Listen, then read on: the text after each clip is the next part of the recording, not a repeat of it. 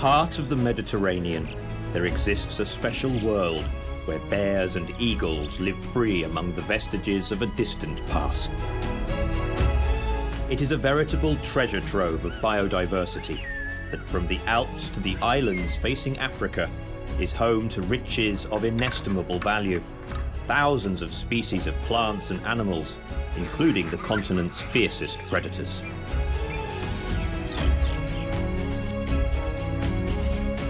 This is Italy. Here, among the art and the history, a wild heart beats.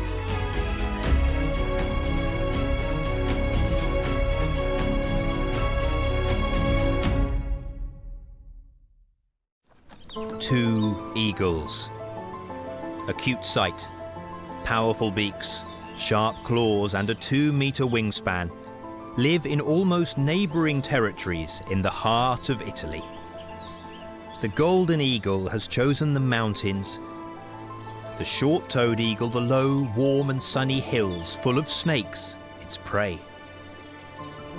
Two very different lifestyles have allowed them to adapt perfectly to the wild environments of the Mediterranean and become unbeatable champions in their field.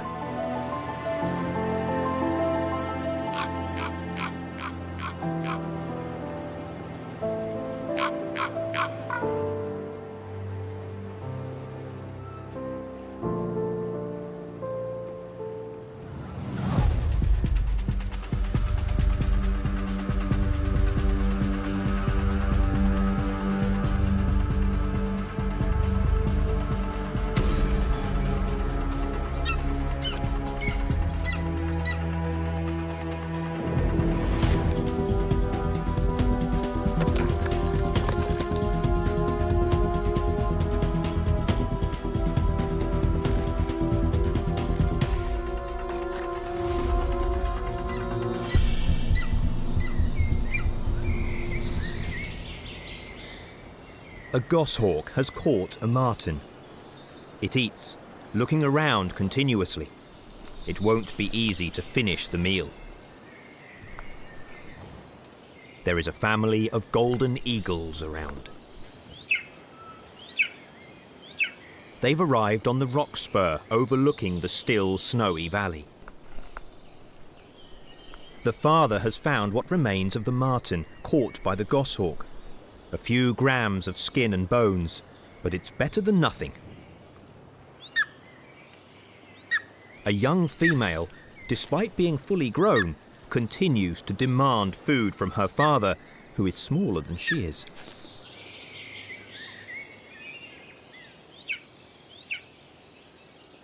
Her crop is full, which means that she has already eaten plenty, but this doesn't stop her bugging her parent for more.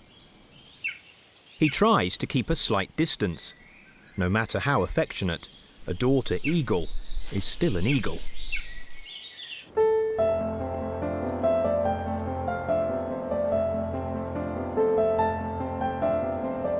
The golden eagle stays here all the year round, but the other species of eagle is still far away, thousands of kilometers away from Italy, in Africa.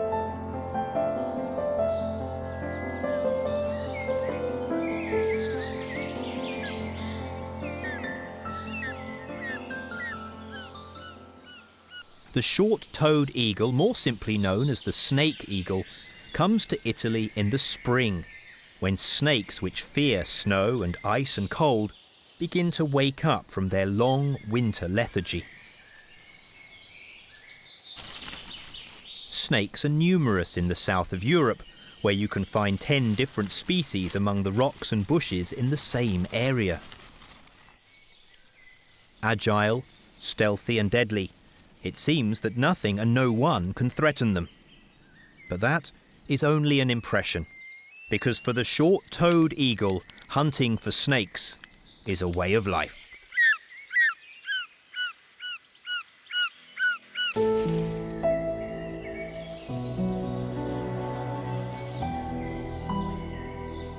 The short-toed eagle is the only European raptor that specialises in hunting snakes, which make up over 90% of its diet.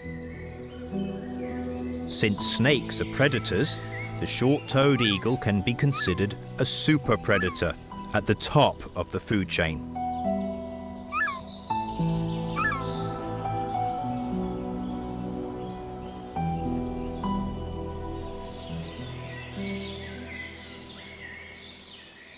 Each family of eagle wipes out at least 1,000 snakes in the course of a single breeding season. If you put them in a row, they would measure over 1 kilometre. Snakes for breakfast, lunch and dinner. Nothing else. The body of these birds of prey and their behaviours are designed for maximum success in the hunt for snakes.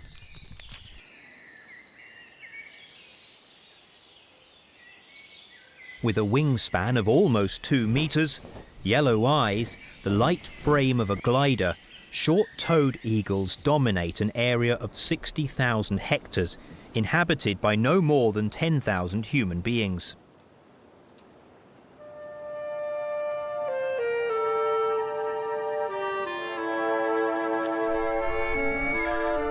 This is the Tolfa Hill district,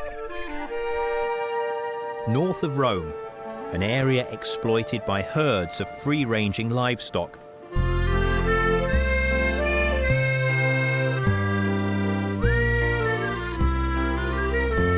The forests, made up largely of oak, are still large and alternate with vast pastures where horses and cattle are bred in the wild. No human beings, just wild creatures and domestic animals living like wild ones.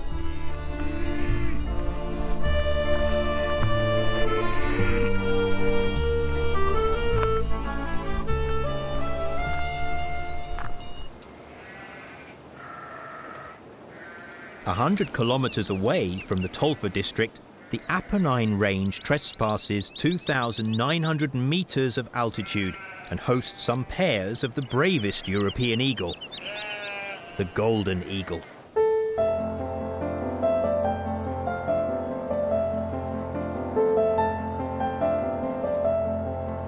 It differs from the short-toed eagle in the darker aspects and in its hunting skills.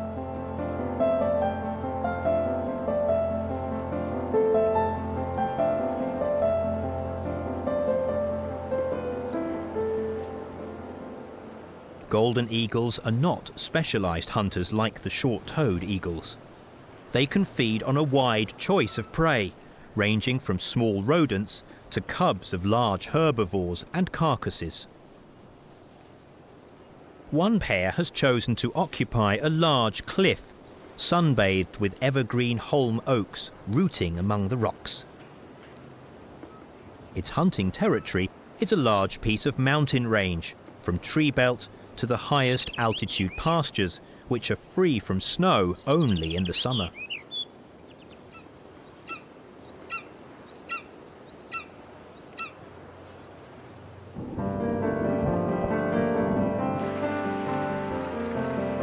The Apennine Mountain is full of karst features, such as swallow holes, caves, gorges and sinkholes.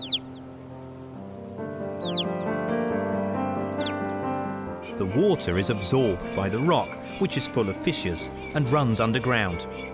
For this reason, there are very few streams and lakes. The deep canyons may carry water only once every 50 years. But this does not mean that there are not suitable nest sites.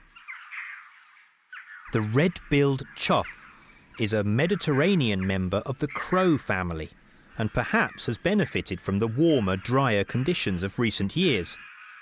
For now. The golden eagles start their breeding season early, before the trees have leaves.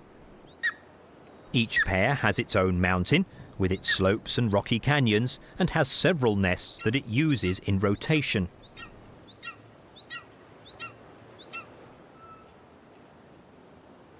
As these nests are occupied by eagles that hand them down from generation to generation, they are huge, large clusters of dry branches on the rocks, often in a niche that offers some protection from the storms that blow constantly in spring, taking plants and animals by surprise.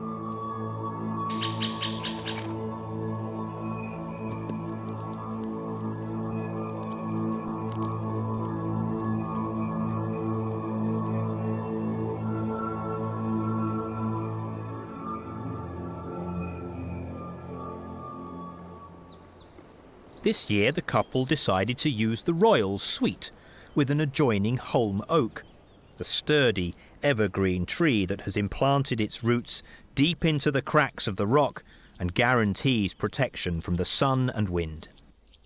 Now the female is ready to start egg laying.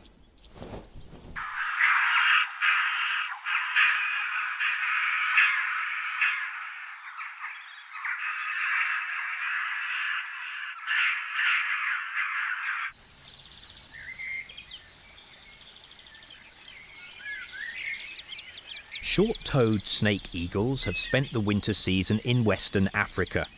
Here in the Tolfa Hills, the winter is too cold for them, and although it rarely snows, for a few months snakes disappear from circulation and the eagles would not find anything to eat. But at the beginning of March, the snowdrops have already appeared, and that means that spring is not far behind. These flowers are rather special, blooming while it is still winter, thanks to a few minutes of extra light. The only ones left are in the wettest, most shaded corners of the forest, not far from the bushes of the Mediterranean maquis. Most of the annual rainfall falls in these months and swells the streams that flow down to the Tyrrhenian Sea.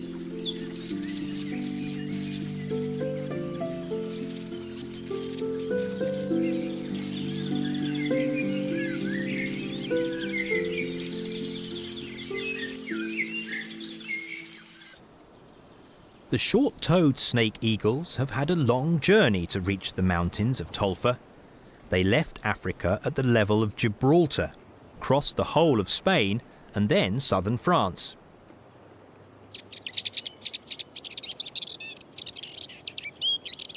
They gather along the coast of Liguria on Monte Begua, where they are greeted by enthusiastic birdwatchers who come from all over Europe to watch them pass. From that mountain overlooking the sea, on one single day in March, you can see 200 snake eagles flying out to populate not only Central Europe and Italy, but as far south as the hills of Tolfa.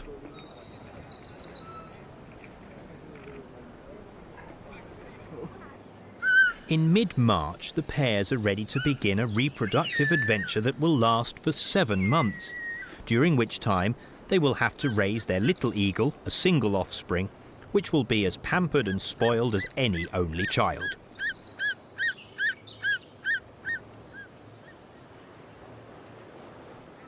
Both golden and short-toed eagles are relatively long-lived birds and can reach as much as 50 years of age.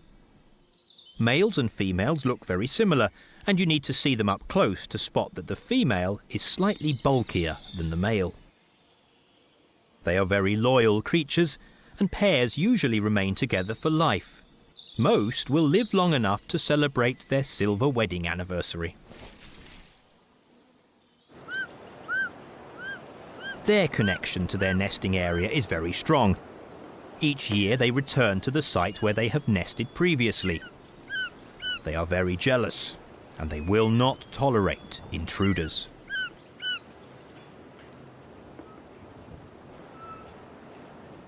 Every pair of snake eagles defends a large territory of 3,000 hectares and covers the space the family needs to survive throughout the breeding season.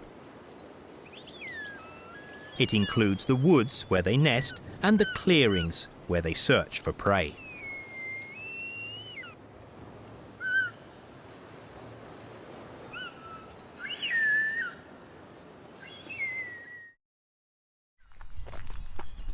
A special relationship exists between the cattle, eagles, and snakes.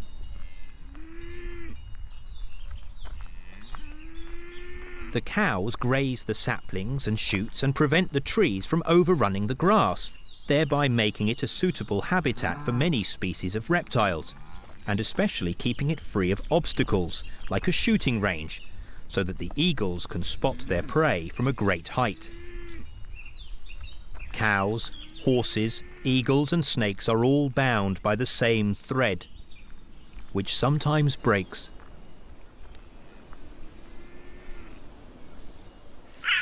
It is not uncommon for a mare to die in childbirth, and 1,000 small creatures make sure that nothing goes to waste.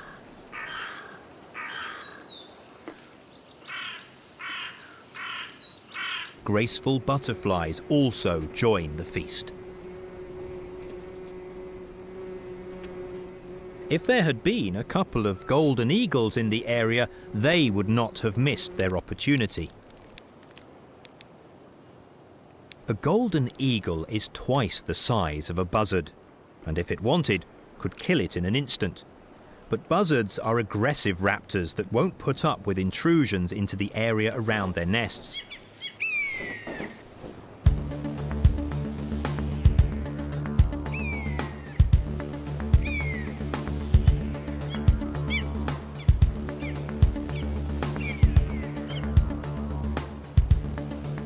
Despite the danger, it sets off in a crazy pursuit of a golden eagle.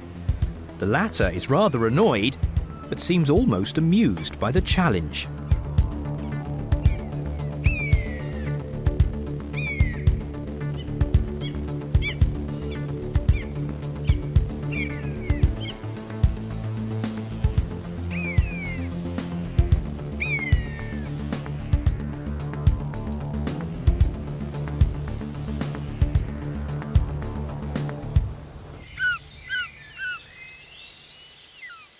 Unlike golden eagles, snake eagles avoid rocks and cliffs.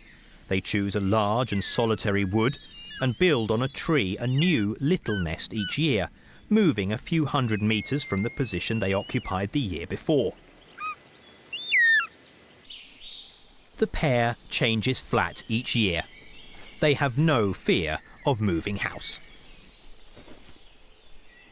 The pair makes sure that the nest is well concealed by vegetation from the earliest stages of reproduction.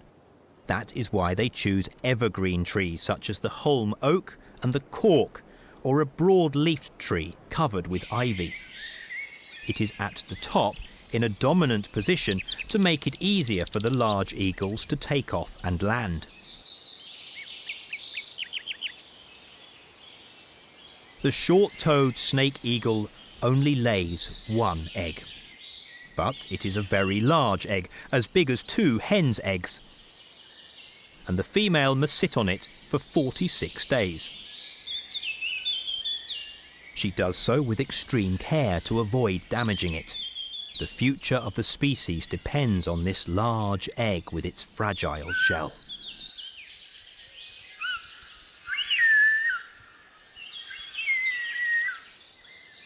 The female snake eagle incubates her precious egg day and night.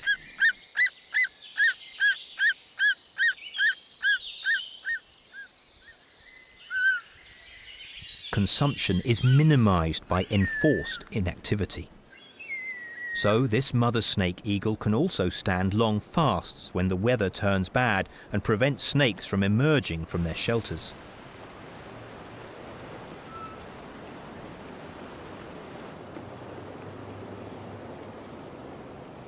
She has to fast.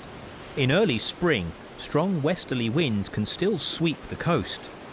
The southwesterly begins to howl, and rain clouds gather on the first line of hills, those where the snake eagles live.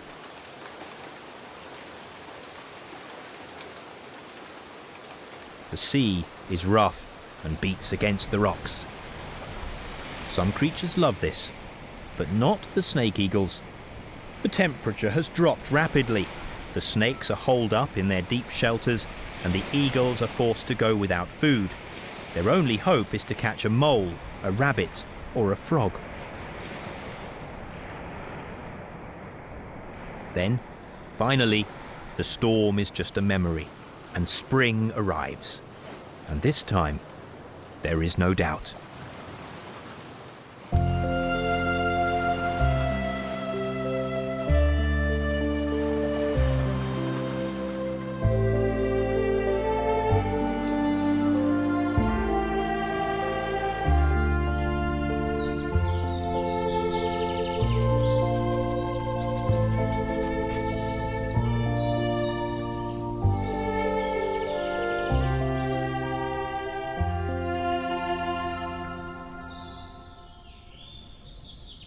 The pastures disappear under a white veil, the flowering asphodel, a plant of the lily family. The cattle avoid it, as its leaves and stems contain a powerful poison, but there is plenty of grass to graze. The higher temperatures wake up Hermann's tortoises. These are the only land tortoises indigenous to the Italian peninsula, and are increasingly rare due to indiscriminate collectors, forest fires, and predators. A large specimen can survive the bite of a fox, but of 100 offspring, only one survives to adulthood. After hibernating for almost 6 months, the snakes are now hungry and in a hurry to mate. At this time, they come out into the open more often, and the snake eagles know it. Their reproductive cycles are perfectly synchronized with those of the reptiles to allow them to take full advantage of the greater availability of their prey. The chick is being born at this very moment. It is a ball of white down and weighs no more than 50 grams.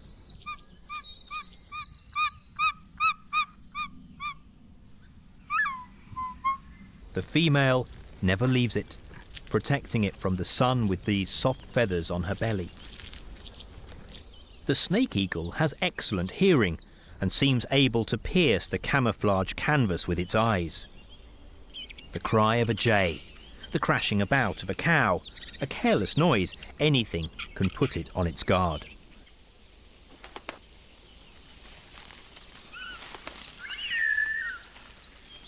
The hunter returns to the nest with a snake in his stomach, with only the tip of the tail dangling from his beak.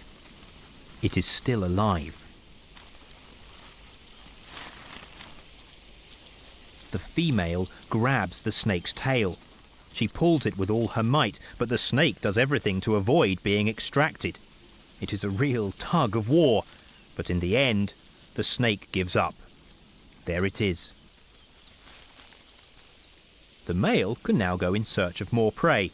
It is up to the female to feed the young one, chopping up the snake into small mouthfuls. The larger pieces she keeps for herself.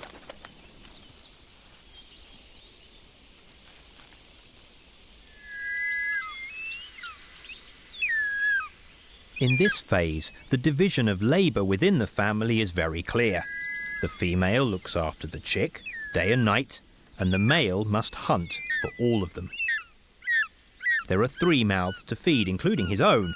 He must be really good to carry out this almost impossible task. But this female has chosen a good mate.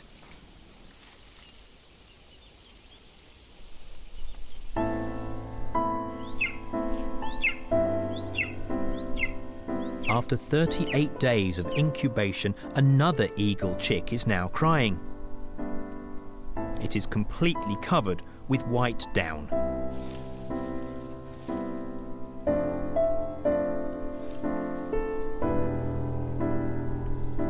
It is the offspring of the golden eagle pair.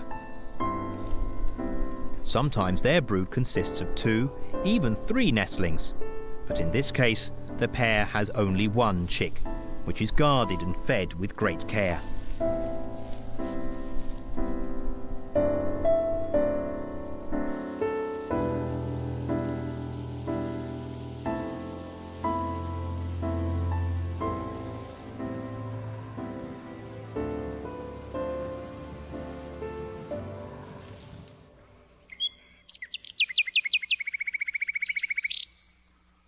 Night falls.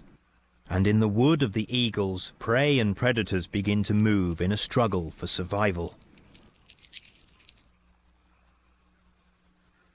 High up in the tree, the snake eagle and her chick should be safe, as long as there isn't a couple of tawny owls in the area.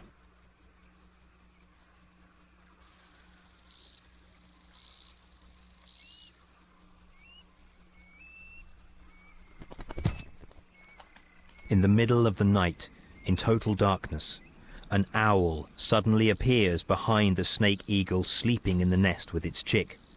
It strikes the bird in the neck with its claws and then disappears. The attack is repeated 11 times between 11 o'clock and 2 a.m. in the morning. The eagle, completely helpless, has to suffer, unable to react. Tawny owls hate eagles, and if they could, they would not hesitate to kill a small snake eagle. But the mother eagle refuses to be intimidated.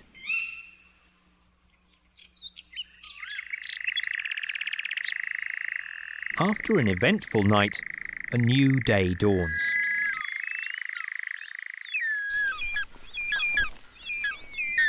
In the nest of the short-toed eagle, the male lands with the first snake at 9:30 a.m. It is a grass snake about 80 centimeters long. In order to defend itself, the snake emits a foul-smelling substance, but apparently the snake eagle doesn't care.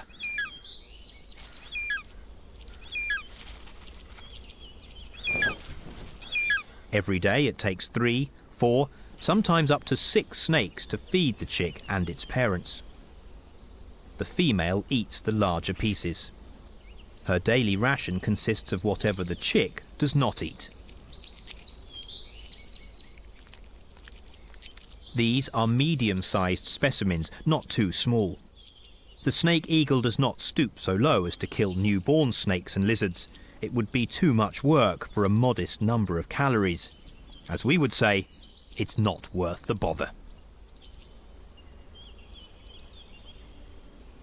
But snake eagles also avoid snakes that are too large. An Aesculapian snake like this one, almost 2 meters long, wouldn't give in without a fight and could cause some serious problems. There are stories of snake eagles being locked in mortal combat with their prey. Only human intervention saved them from death. The snake was slowly strangling them.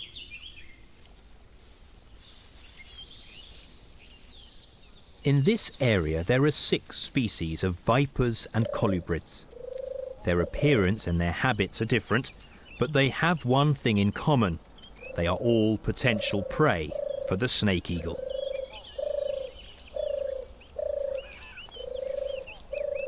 Beginning with the rat snake, more than 70% of the eagle's prey.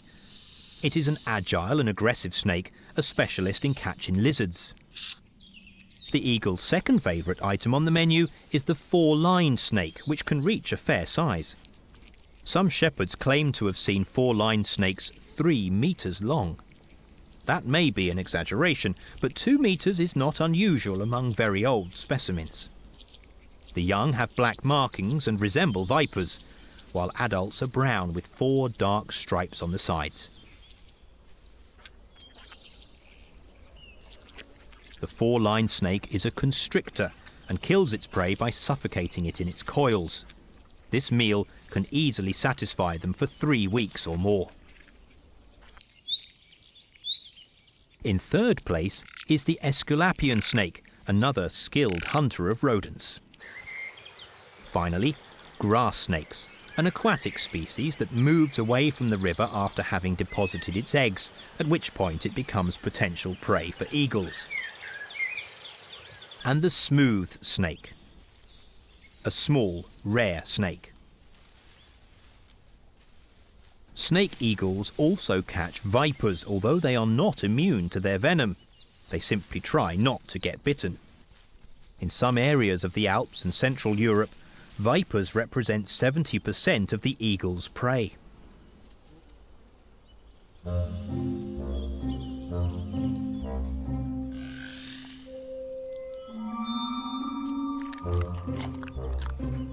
Snakes have adopted a number of countermeasures to avoid short-toed eagles, choosing to lead a discreet and secret life and to hide among the rocks and bushes at the slightest sign of danger.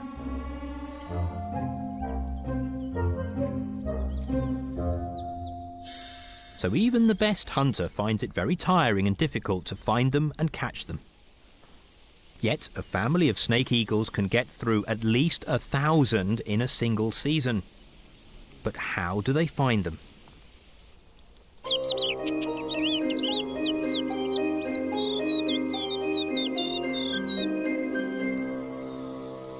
Tiny radio transmitters, the size of a ladybird, are used to follow their movements. These can transmit a signal for weeks with a small battery and a thin steel antenna. Now we are receiving the radio signal of 6 rat snakes and 2 four-line snakes living in a stone wall that separates the fields from the woods, an ideal habitat for both reptiles. These animals have proved to be quite territorial, especially the females, but males also rarely move more than 100 meters from their dens.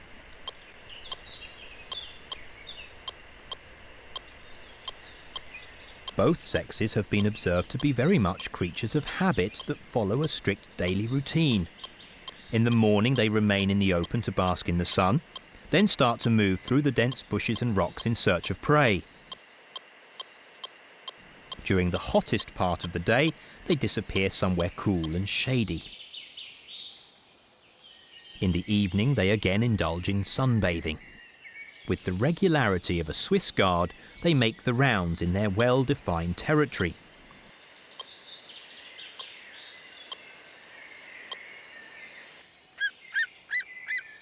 Only those who are perfectly familiar with their dens and routines can spot them in the brief moments when they appear out in the open. And the short-toed eagles are the only animals which are able to do that.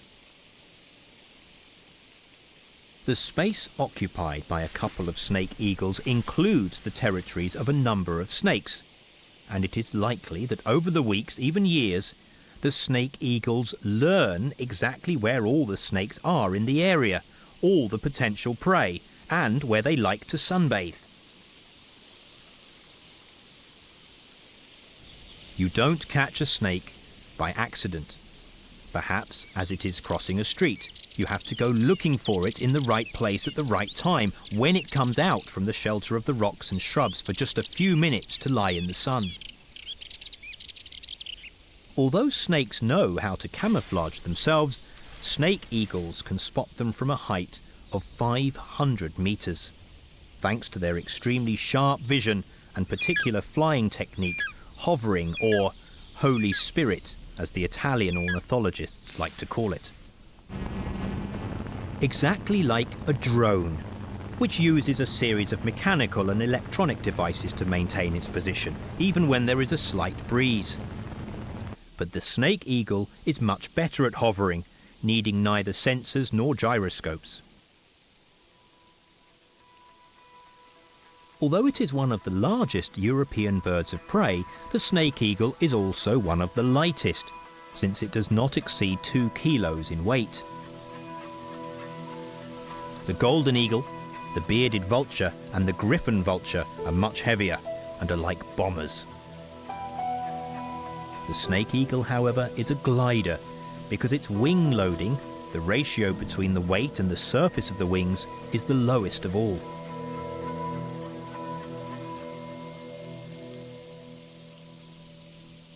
That is why it only stalls at a speed of 6 meters per second, and if there is a little headwind, this speed drops to 0 meters per second. At that point, it is immobile, like a kite held by an invisible thread. It just has to calculate the distance from its target, assess the strength and direction of the wind, and calibrate the dive. It descends slowly and accelerates only when it is a few meters from the ground, knowing full well that snakes are not in the habit of looking up into the sky.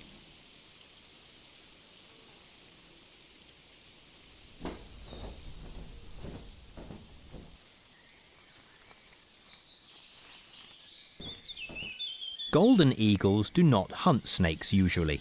They are able to do that, but they rely on other prey. Top of the menu is the brown hare, a large mammal which can weigh up to 4 kilos and lives in clearing and mountain pastures, seeking refuge during daylight under the cover of bushes and amyl trees. There, eagles cannot spot them, but they are able to surprise a hare feeding on grass in the twilight at sunset or sunrise.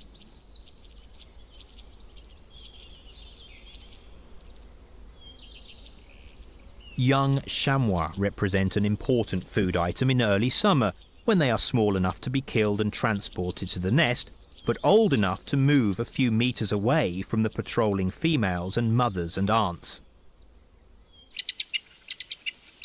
The rock partridge is one of the golden eagle's favourite prey, but it is a very attentive bird. A lookout sets off the alarm.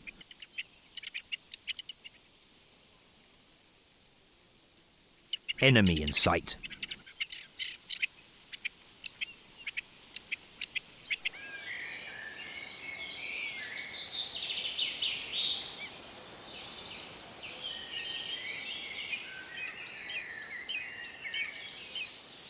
This pair hunts every imaginable kind of prey, but for some time has specialised in catching dormice. Dormice are nocturnal mammals that live deep in the woods.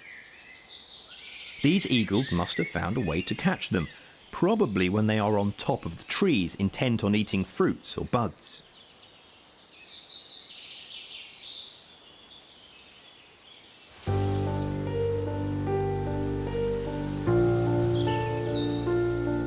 The young eagle displays the large white spots under its wings and tail that are the paths that allow it to continue to live for a time in its parents' territory.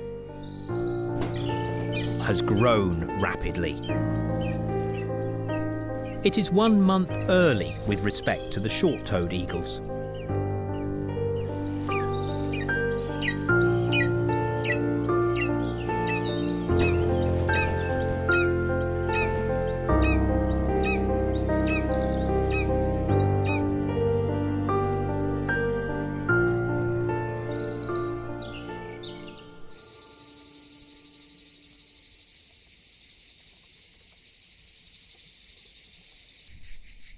A snake eagle's survival depends on the number of snakes available, and that in turn depends on a delicate balance of conditions that sometimes is in danger of being broken, putting the survival of the chick and its parents at serious risk, especially in the height of summer when the temperature is very high and it hasn't rained for weeks.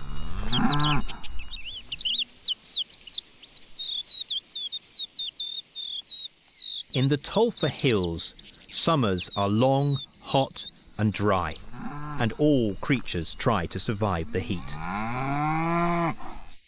After hunting in vain for hours, the male snake eagle now needs to rest on its perch.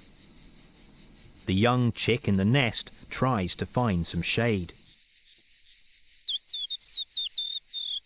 For snake eagles, this is the most critical period of the year. Not because of the lack of water, they hardly ever drink, but due to the disappearance of snakes. The snakes have virtually become ghosts. The radio signals still arise from the dense vegetation and rocks, but they never show themselves out in the open. It is too hot. If they stayed out in the sun for more than 10 minutes, their bodies would reach a temperature of 50 degrees, and they would die in a few moments.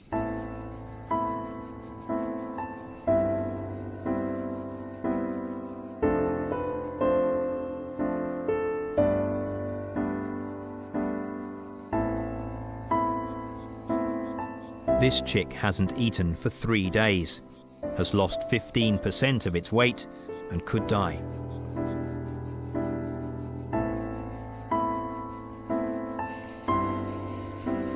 If this happens, the couple has no chance to lay a second egg. This year's attempt at reproduction would have been a complete failure.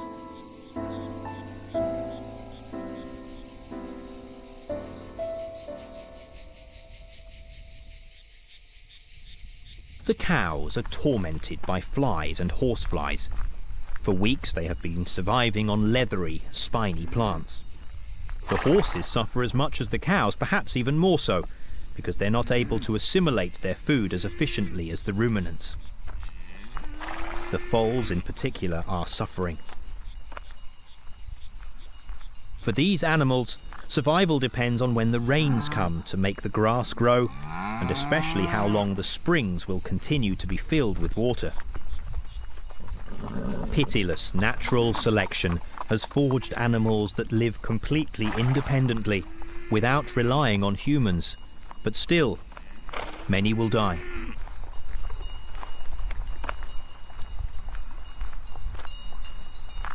All that remains of them is a few bones scattered in the bushes, or a skull with enormous horns at the bottom of a ravine.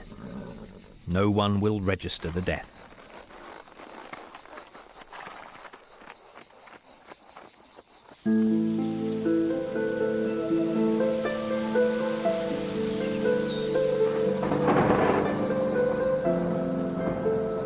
Finally, in the land of the Etruscans, the weather begins to change.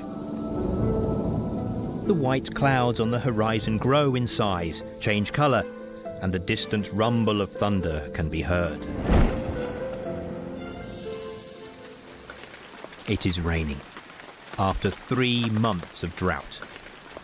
The rain returns vital life to plants and fills streams and springs with water. But the most important thing is that the temperature has dropped, and the reptiles emerge from the stupor into which they had sunk to resume their activities. Now their goal is to eat, to store the fat reserves they need to see them through the winter. The eagles return to serious hunting. They do not miss a strike. The young chick has survived the most critical moment of its short life. It has become as large as its parents. It has quickly regained weight and reached 2 kilograms.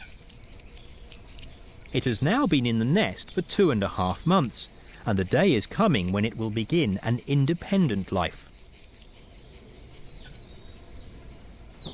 The young snake eagle is in its nest at the top of quite a high tree, and we can only hope that the ladder is strong enough to bear the weight of the person who has to climb up and place the radio transmitter on the young eagle.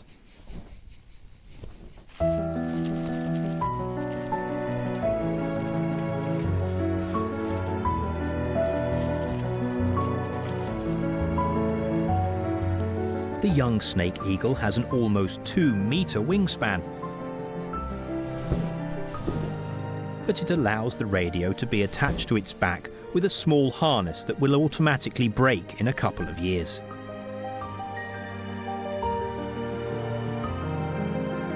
In the middle of August, on a day of strong winds, the young snake eagle leaves the tree that has been its home for so many weeks, carrying on its back the small radio that will connect it to humans over the coming years. If everything works well, the data should come in every 2 days.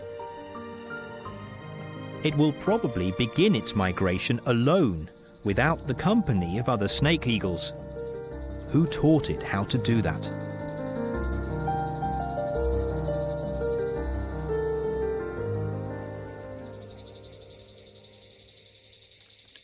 Its eyes are yellow, and even if they are not yet golden like those of the adults, it has already become a magnificent super predator, almost ready for the long migration that will take it to Africa in the Sahel region, where the borders of Mali and Niger are merely lines on a map. Most European snake eagles reach Africa without passing over Sicily and Marettimo, retracing the long migration loop that leads them to Gibraltar.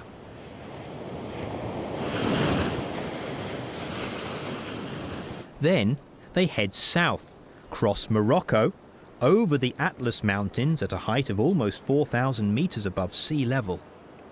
They cross the Sahara in stages of 230 kilometers per day, and in October they reach their wintering grounds in Mali, where they will remain until January.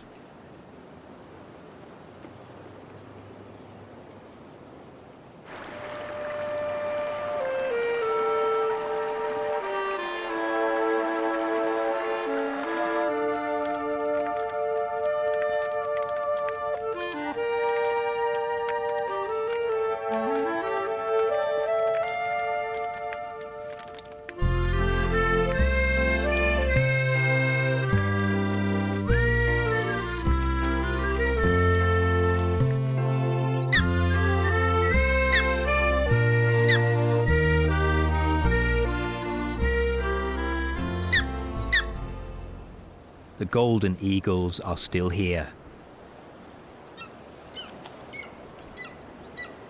The winter rips the mountains of the Apennines range in central Italy in the heart of the Mediterranean.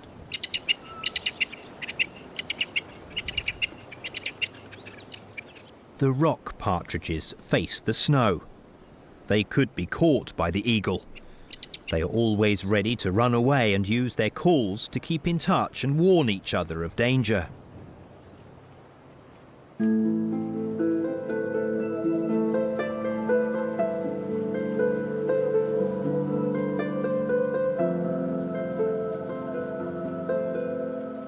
For now, the golden eagles and short-toed eagles live close by, but without coming into contact.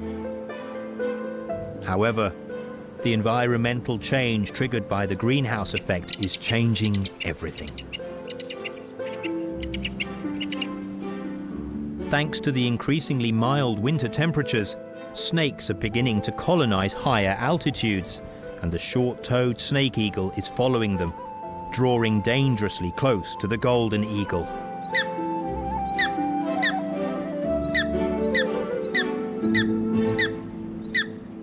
In a few years' time, sparks could begin to fly.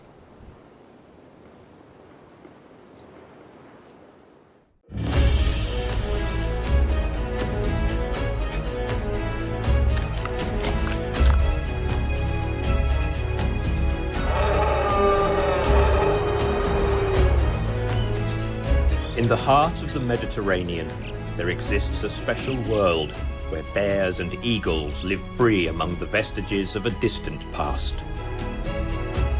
It is a veritable treasure trove of biodiversity that, from the Alps to the islands facing Africa, is home to riches of inestimable value. Thousands of species of plants and animals, including the continent's fiercest predators.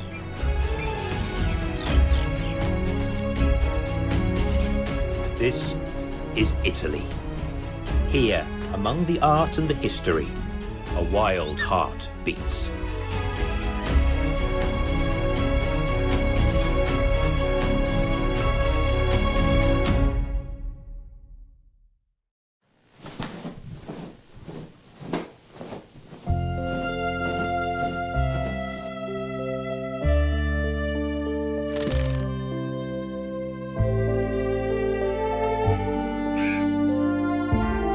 Le Murge is still a wild landscape in the south of Italy.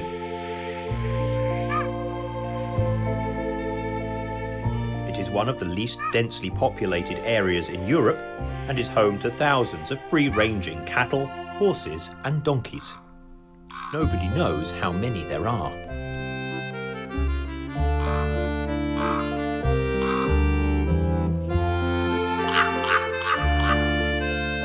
The soil is so stony that for millennia people have given up trying to cultivate the land and have used it merely as pasture for their livestock, which migrate here at the onset of autumn from the mountains where they return in the spring.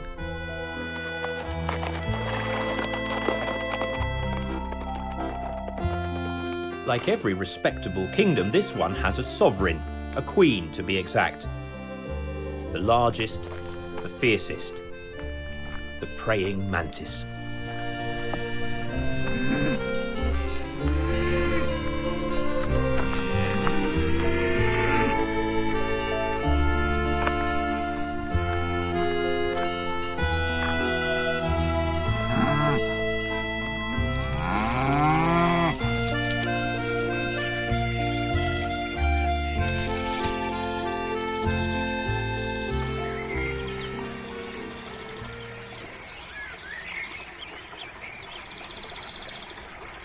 The drought has the valley of a river in its grip.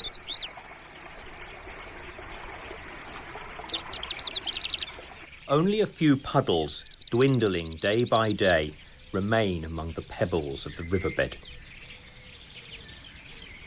They are swarming with thousands of creatures, hoping to survive. This is the other side of the Mediterranean. A gentle land of mild winters, whose harshest season is what the rest of Europe considers the best.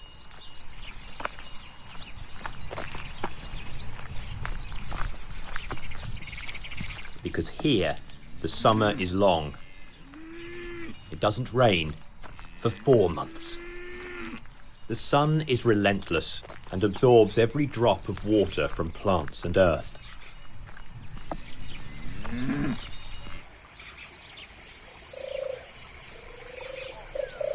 Whirligig beetles continue their mad rush. There is no more personal space.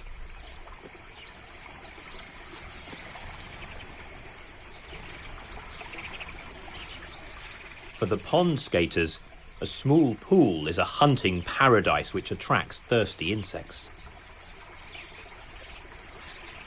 These bugs are able to walk on the water surface due to their light weight and great claws.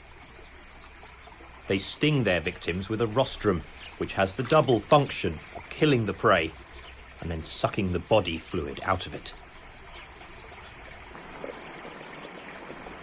The fish are trapped in a few puddles, their level falling day by day. If it doesn't rain soon, they'll die. Those that survive risk becoming prey to anglers who can take advantage of a pool of fish that cannot escape. The water snake watches the schools of tiny fish as if in a supermarket full of delicious food. The crab is unable to catch a live fish darting around, but hopes to get some leftovers.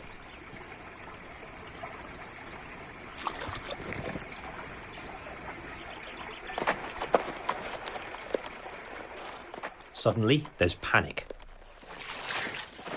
But it's only the horses coming to drink. Here, it's a game of 3 players: sun, water, life.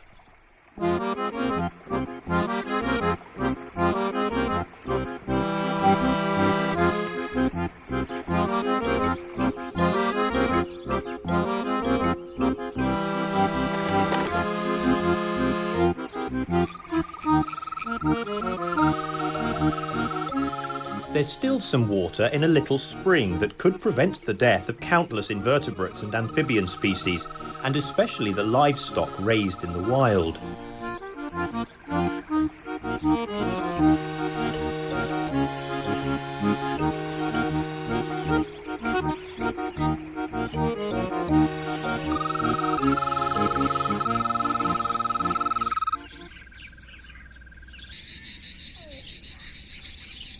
During these calm, cloudless days, the cicadas begin to sing at dawn when the sun strikes the trees, and stop only at night. The cicadas are cheap food for animals that eat insects, but are too big for the little tawny pipit, indomitable lord of the sun-baked steppe that stretches to either side of the stony river. The male sends out its call from its perch, while the female sits on her eggs on the ground, invisible thanks to her camouflage.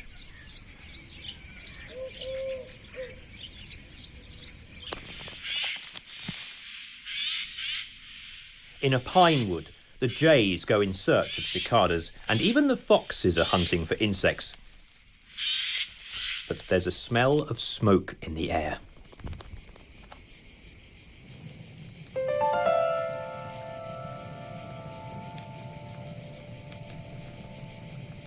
When the vegetation is reduced to a stretch of dry branches and leaves, and every trace of water has disappeared in the torrid air, fires start easily.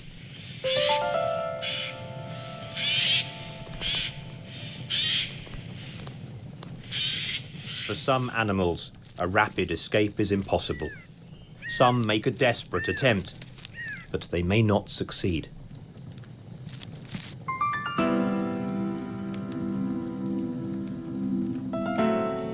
The birds are drawn by the prospect of eating the insects fleeing from the flames, but it's a risky business.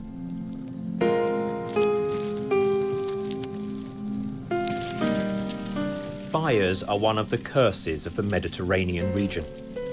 They are not spontaneous, but caused by people, ignorant or aware of the devastation they cause, destroying scrub, the steppe, and evergreen forests.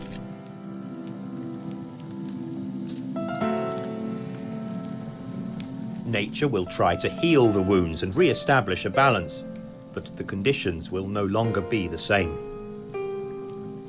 The trees will come back along with the birds, but the return of tortoises, green lizards, snakes, toads and small mammals will be hindered by roads and homes, insurmountable barriers built by man.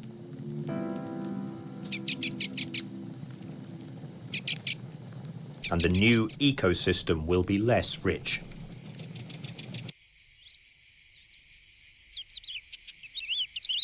Among the first to return are insects, perfectly adapted to the fierce Mediterranean summers, including the predators at the top of the food chains, the mantids.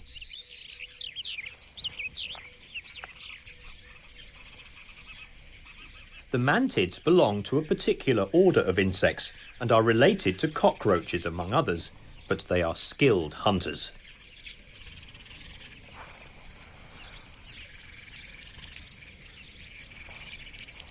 The Empusa mantis is a master of disguise. It is very difficult to find one. It's a true war machine, disguised as an ancient warrior. It is one of the 4 species of mantis in the grassy plains, and it is the only one to survive the winter by hiding in cracks between rocks when it is only a tiny creature, thin as a hair.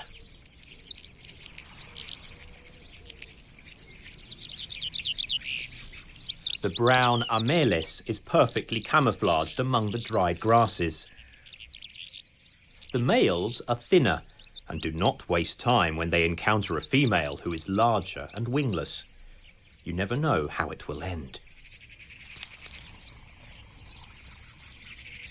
The elegant Iris oratoria passes its time between one hunt and another, meticulously cleaning its fighting equipment.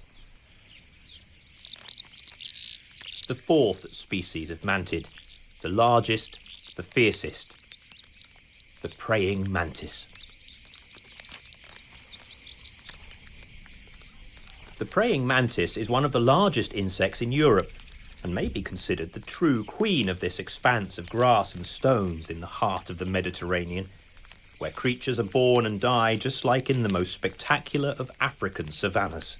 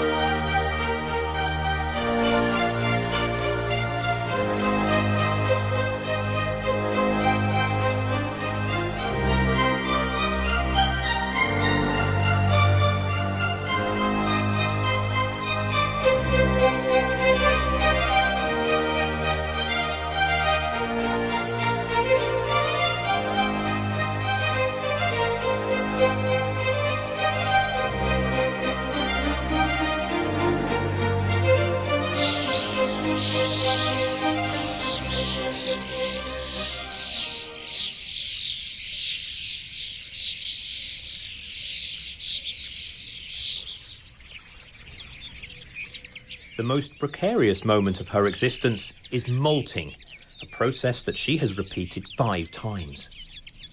At that moment, she is vulnerable, fragile, helpless. Therefore, she chose sheltered, hidden spots for the task. But the hard work over, she unfolded her wings, and the last molt transformed her into one of the most seductive and terrifying queens of the Serengeti of insects.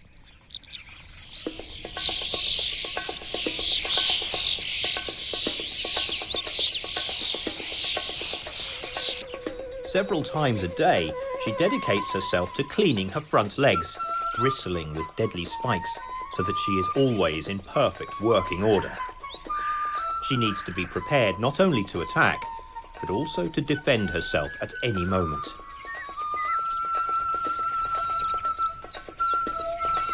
This one is a mature female that only has to think about finding a mate and laying eggs.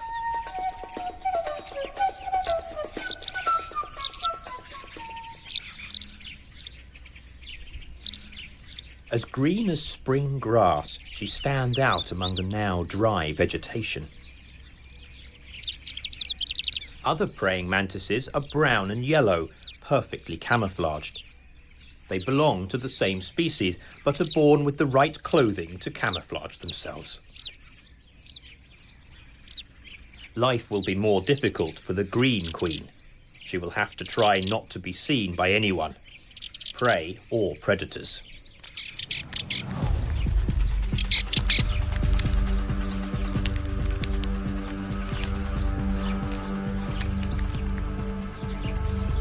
The world around the mantis is full of dangers, sometimes dressed in glowing colours.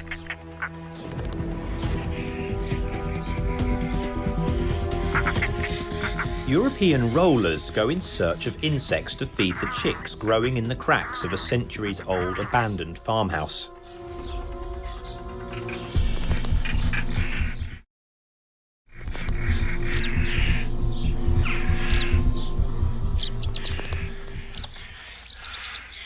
These migratory birds that arrive every spring after spending the winter in Africa feed their offspring with any little creature found among the grass and bushes.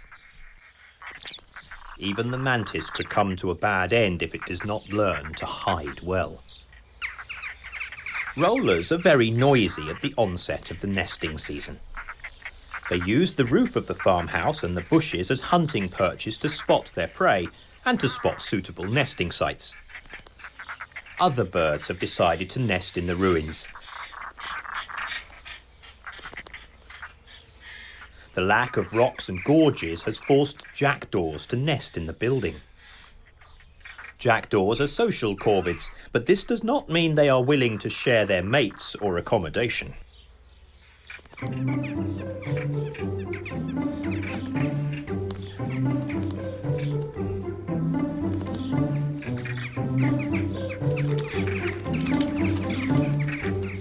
Continuous duels take place in this previously silent and solitary ruin. The rollers must wait for the jackdaws to conclude their breeding cycle in order to find a suitable free hole in this old farmhouse. It is not an easy task for the blue-winged African visitors.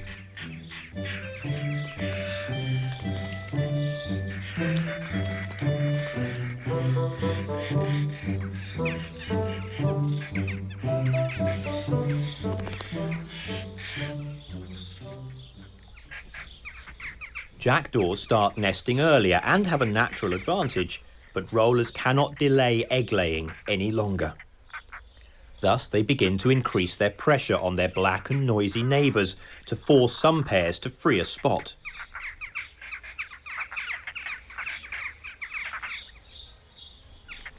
The pressure to find a comfortable nesting site is very high for smaller birds too. The sparrows are also engaged in the battles over nesting places, but the rollers have no difficulty moving sparrows, which keep a safe distance from their neighbours, but do not give up the spot completely.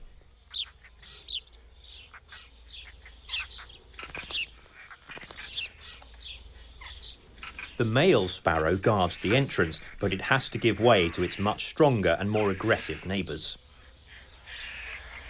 Luckily for it, some holes are too small for jackdaws or rollers, and the sparrows can sing to claim their rights over the holes. The two species will nest side by side, without problems, just keeping a careful distance.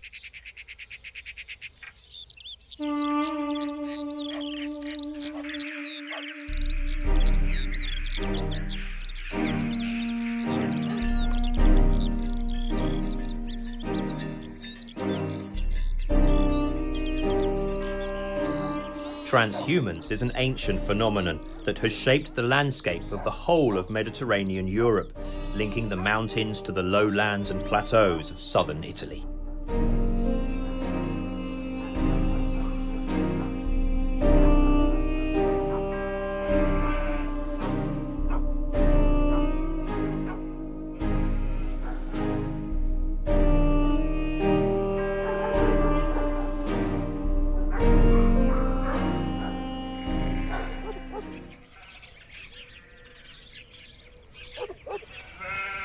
The Mediterranean steppes are considered among the most biodiversity-rich habitats in Europe.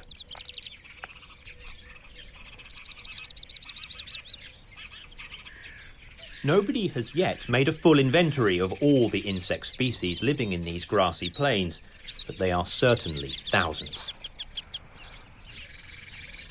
They are prey for many species of birds, reptiles and mammals, but they are also predators and fill all the ecological niches along the food chain.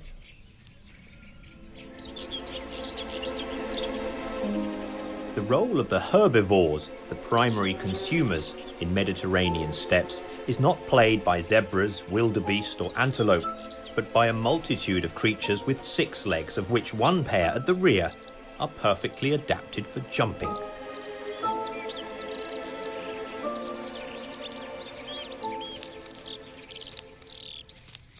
These are the crickets, grasshoppers and locusts of a wide variety of species that survive on herbs, leaves, flowers and seeds, and thus occupy the second link in the food chain.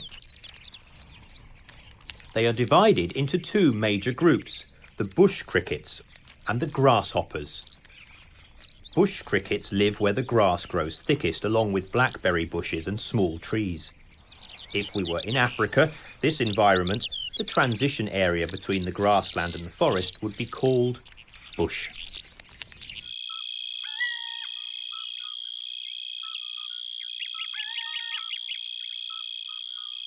It is the kingdom of small bush crickets that shine like emeralds, the Aeophilidoptera. The wings of these bush crickets are so tiny that they cannot fly. So to escape predators, they seek shelter among the leaves of bushes and clematis, coming out mostly at night.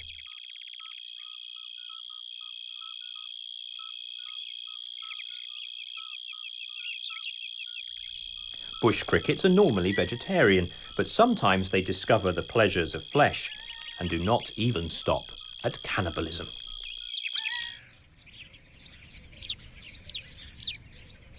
They should always pay attention to somebody larger and more ferocious than themselves, such as the fat epipygys, with their practically non-existent wings and swollen abdomens.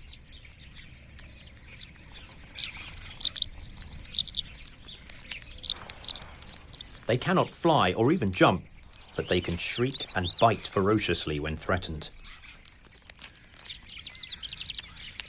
Sometimes it works, sometimes not. The large wart biters can easily chew the toughest food. There is always somebody higher in the food chain. Hidden among the branches of a shrub that has survived the endless dry season, a predator squeezes its prey in a death grip. The Saga pedo is simply a predatory bush cricket, but she can kill creatures almost as big as herself. The Saga pedo is a predator at the top of the food chain. It is the largest insect in Europe, 12 centimetres from the head to the end of its razor-sharp ovipositor. It is a female, there is no doubt about that. There are no male Saga pedo. The females reproduce all by themselves by parthenogenesis, that is, remaining a virgin. To produce eggs, the female just needs a lot of food: grasshoppers, crickets, even mantids.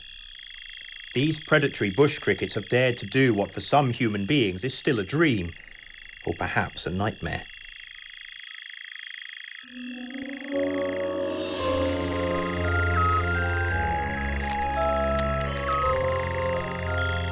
This is the only insect which could seriously injure and perhaps kill the queen, but both species prefer to stay away from each other.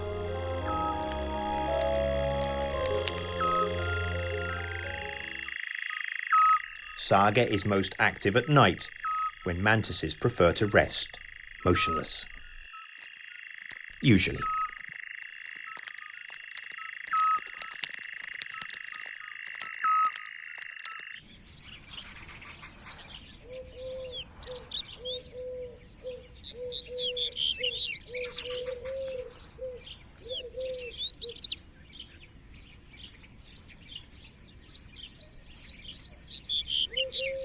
Where the bush ends, the semi-desert grassland begins. Here the ground is bare and bleached by the sun and the hooves of thousands of sheep. This is the kingdom of the other major group of Orthoptera. They are sturdy-looking creatures. Some grasshoppers are the largest, 7 centimetres in length, with hind legs covered with spikes and a sturdy chitin shell. In comparison, the acrida, with its curious elongated head, is a featherweight. Smaller grasshoppers are on the menu of many predators, including the shy assassin bug, which captures the prey and sucks it dry, remaining well camouflaged among the leaves.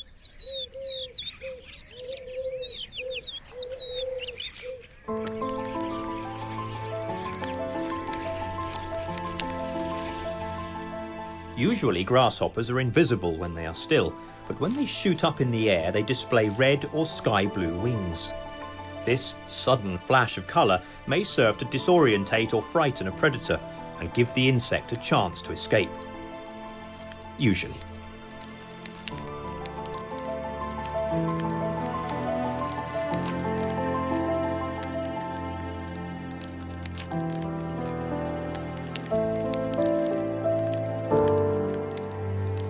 The praying mantis, although a top predator, still has to fear another that has travelled 10,000 kilometres to hunt insects. Thousands of lesser kestrels nest in Matera, the capital of this wide expanse of dry grasslands.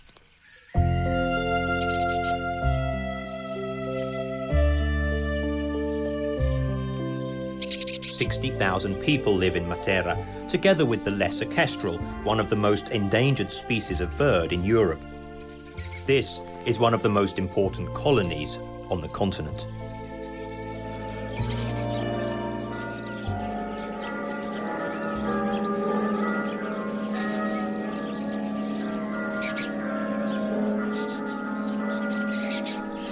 It is a city carved into the rock on the side of a canyon excavated by the river that hardly ever carries water.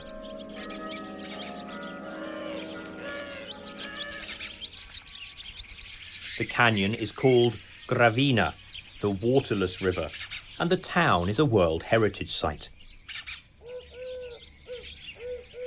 Matera has a historic part called the Sassi, an incredible housing system excavated from the limestone, inhabited by a number of birds, including tits and the shy rock sparrow.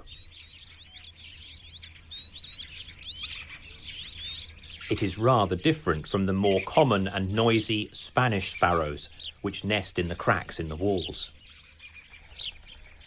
The rarer blue rock thrushes, which in Italy are known also as solitary sparrows, have laid their blue eggs in a sheltered place to avoid the incursion of jackdaws, which are always looking for eggs and nestlings.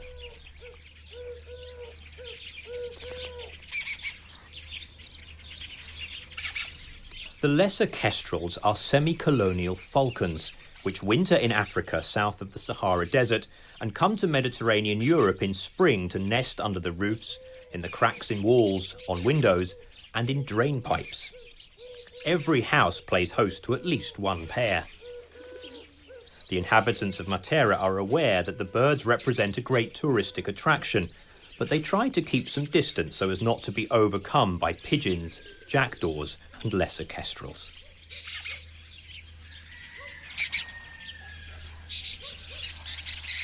Between May and August, Matera's lesser kestrels consume 24 tons of insects from the steppes on the Merger Plateau around the city. Approximately 20 million insects and other arthropods.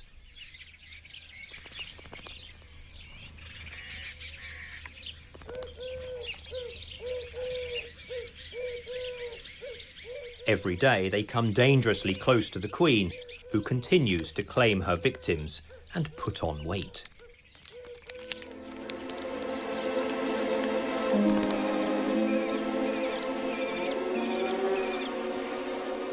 The season proceeds without a drop of rain. The plants survive with the humidity of the night air, the herbivores with water in the plants, the predators with the fluids of their prey. The river now is completely dry. Perhaps some creature has survived in some hidden puddle, but here there are no survivors.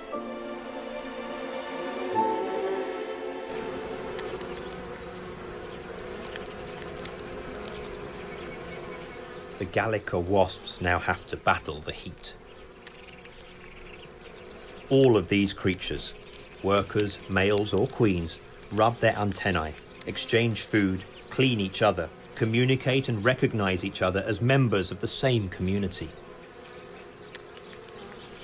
Wasps drink a lot, then return to the nest and atomize the water with movements of their wings, as we do with fans in the bars in our squares.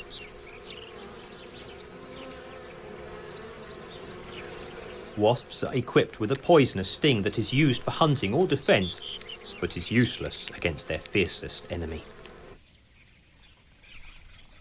Wasp movement does not escape the careful eyes of a hunter that does not fear their sting. The honey buzzard locates the wasp's nests and then dives to pick up its booty.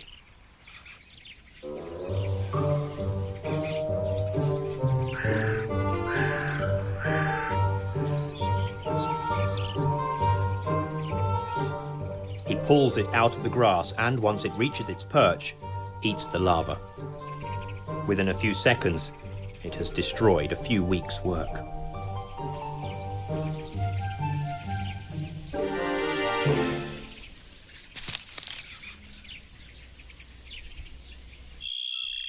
The mantis has now settled in its dry thistle. It is a hunting place. Summer is coming to the end, and most prey populations begin to decrease. She should never fail in her attacks.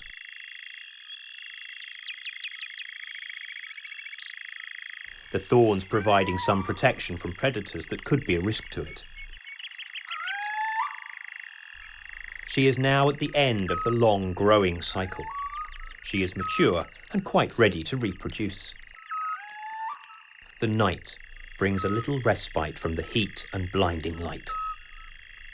The moon rises and sets, bathing the grasslands in a ghostly light. It is the right time for the stone curlews to call and for the queen ant to move outside, escorted by huge soldiers and workers.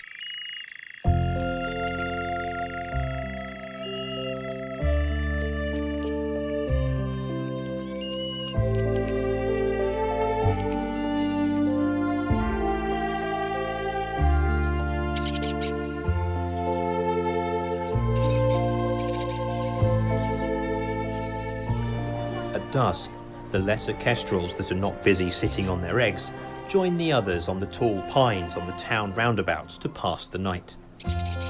It is an amazing view, which the local people completely ignore. Thousands of falcons sleep in the most astonishing town in southern Italy.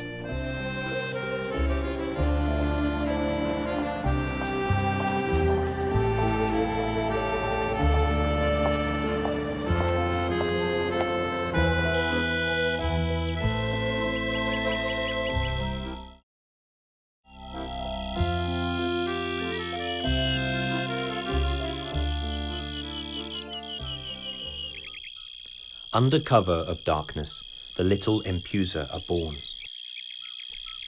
Dozens of small mantis swarm out from the Uthica, in which the eggs have passed long months. They are exquisite creatures, but some of them become large hunters. In a shrub, two twisted twigs seem lifeless, but look carefully, and you find that they are the most camouflaged of European creatures. Stick insects use immobility to go unnoticed, but they can still find each other. A large female welcomes a male. It's a long, slow embrace with minimal movement in the style of these vegetarian creatures, completely defenseless and yet successful thanks to their mimicry. The queen mantis makes no attempt to hide. A male has appeared. It is slender, with long antennae, half the size of the queen.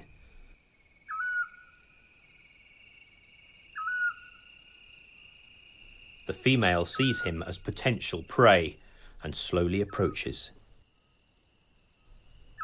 The male hesitates, realizing that there is something wrong and trying to get away. The female continues to approach, hungry for food. Saved by a hair's breadth. The great queen has found something to eat, a large grasshopper. The male contemplates what might have been his fate from a distance.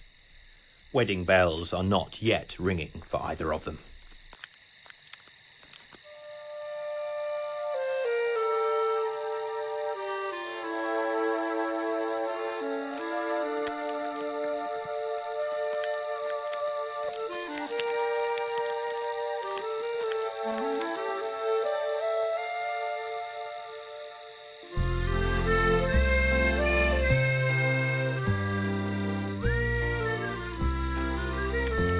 Stick insects recover from a tiring embrace, eating delicate leaves.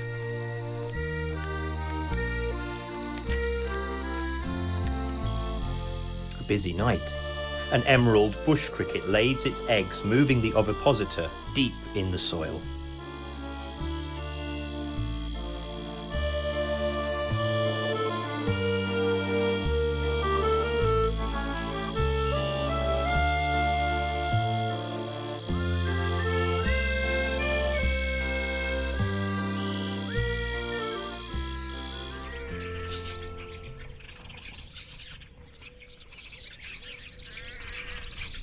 A new dawn and a new day fighting the heat that increases by the minute. Bees feed on the last flowers. Some birds still sing to defend their home range, but most animals retire in the cover during daylight.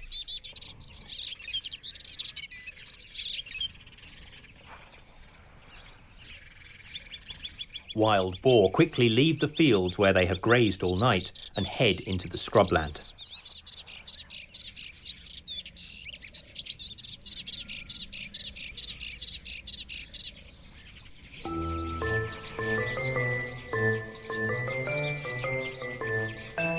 Now the summer is coming to an end and the temperature begins to drop significantly. The days are shorter and the insect populations diminish gradually. The grasshoppers are now at their most active. The males stage their ballet, moving their hind legs so that when a female signals that she is available, the first begins and then a circle of admirers forms, interfering with the couple's lovemaking.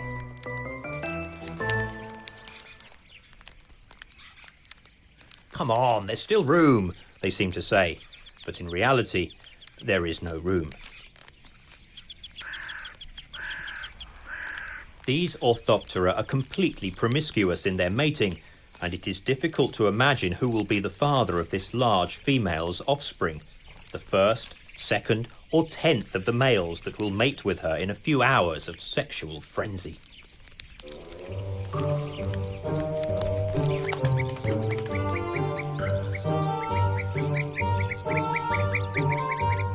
Insects and birds have engaged in a battle. The first reproduce as much as possible. The others try to eat as much as possible because they must migrate.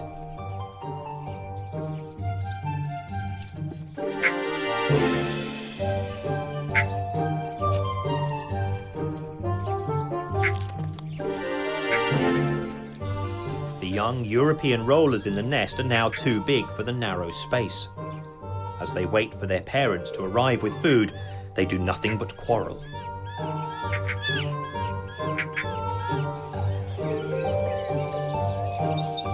The mantis has escaped it, but now has to deal with another threat, this time 8-legged.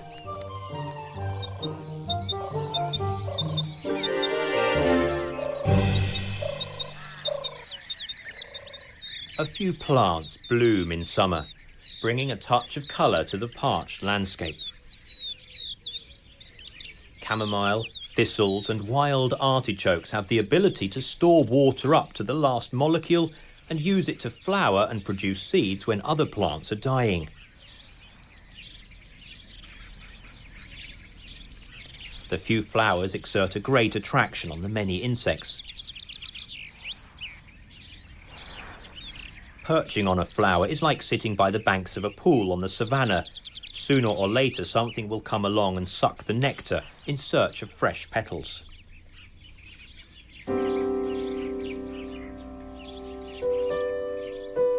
The crab spider is a master of mimicry. The female is the colour of the petals and stands motionless, ready to grab her victim with her 8 powerful legs. She will then kill it with her fangs, gradually digesting it. They have excellent vision, but are also very sensitive to vibration, and so are aware when an insect is approaching and when it lands on the flower or leaves.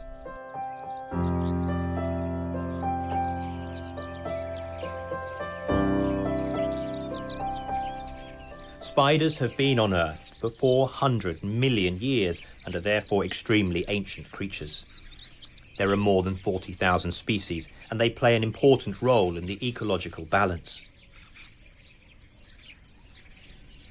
Some species of spiders use the traditional web. This time it looks like a tarpaulin lying on the ground, ending in a funnel.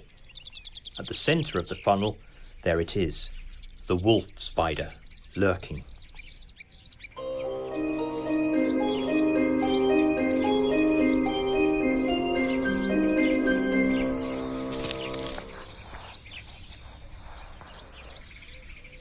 Two or three shots are enough to inject a dose of venom. The grasshopper goes into convulsions and is semi-paralysed, and the spider grows bolder. Further injections of venom. The grasshopper is larger than the spider, but cannot do anything. He loses a leg and is doomed. The wasp spider is one of the most dangerous, wrapping its prey in a shroud of silk, then eating it slowly. Its striking colouring with its black and yellow stripes is a clear sign of danger, which every animal is able to understand.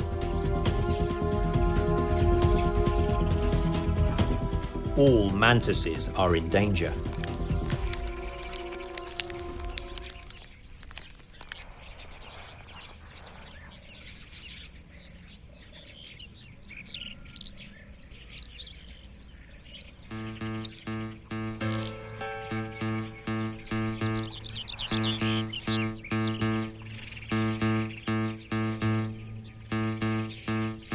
The most terrible threat comes from the black widow, but this little Amelis is attracted to something that has ended up in the web.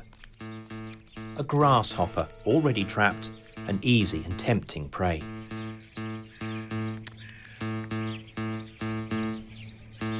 Balancing on the silk threads, it approaches. But the vibrations alert the master, or rather the mistress of the house. The mantis realizes it has made a big mistake, but courageously faces the spider. It bends its legs in the attack position, ready to leap.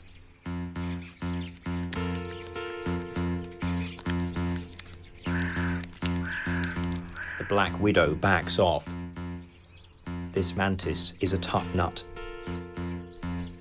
The mantis begins to walk back on silk threads.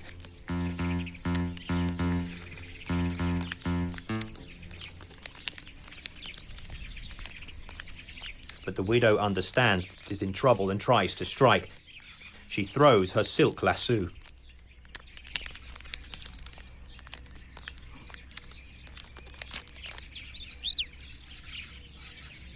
It's over. In a moment, he is tied up, immobilized.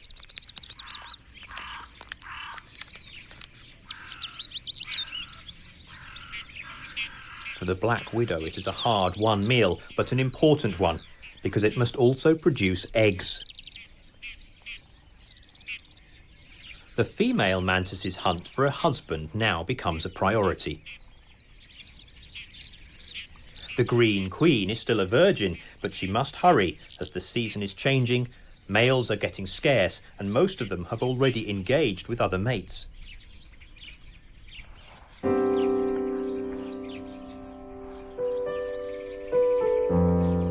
Time is a delicate matter.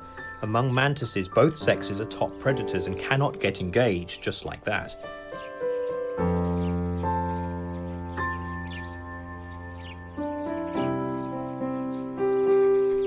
Two mantises, both tawny-coloured, have met.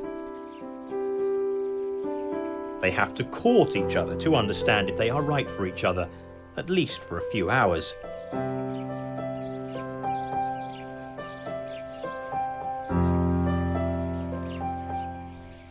The female mantis emits a pheromone trail that exerts an irresistible pull on the male, which, in almost all species, is much smaller.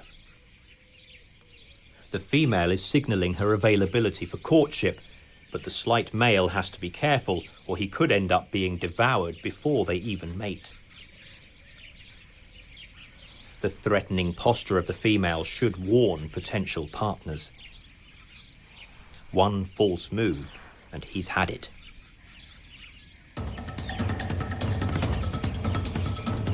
The male's courtship is a dance with death. This time, luck is on the side of the feeble male. A smaller grasshopper is too close to be ignored by the ever-hungry female.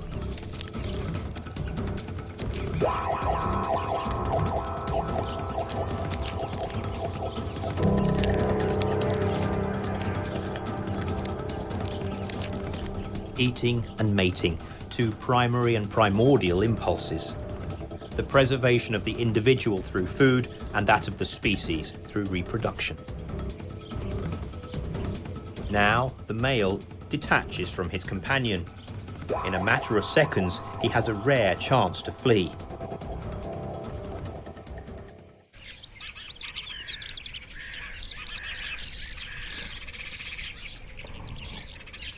So it turns out that not all mantis males are destined to be devoured by their companions, and this one still has the chance to meet the green queen and do his duty.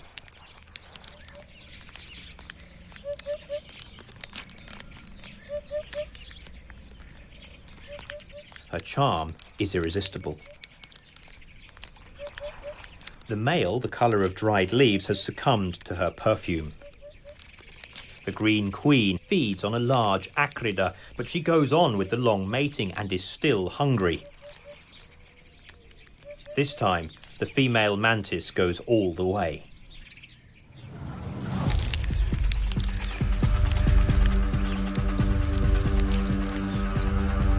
When the mating is over, the green queen seizes her mate in a deadly embrace and eats him. She is having the most important meal of her life, the one she needs to ripen the eggs in her body. Now her abdomen is swollen. She moves with difficulty, green in a terribly yellow and hostile landscape.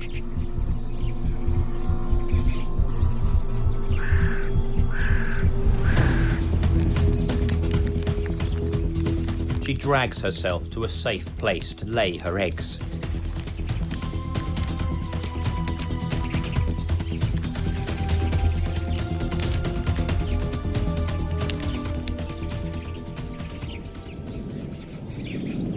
She starts laying her eggs in an ootheca, a foamy bag that looks fragile but has a consistency similar to polystyrene. Making the ootheca takes about 5 hours. It is hard work, and once the task has been completed, the biological cycle of the mantis ends.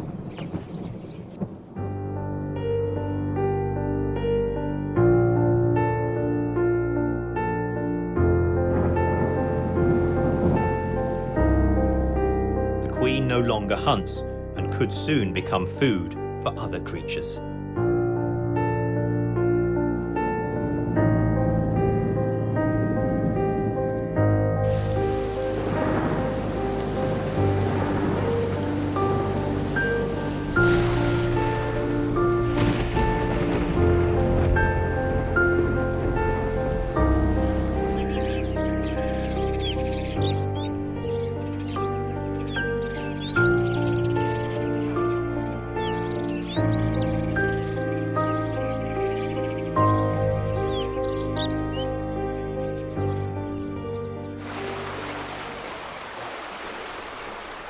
The first rain after 4 months.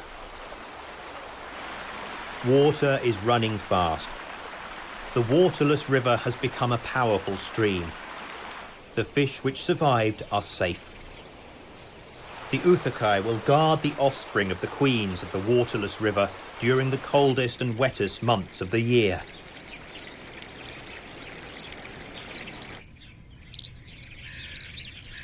But there is still time before hatching.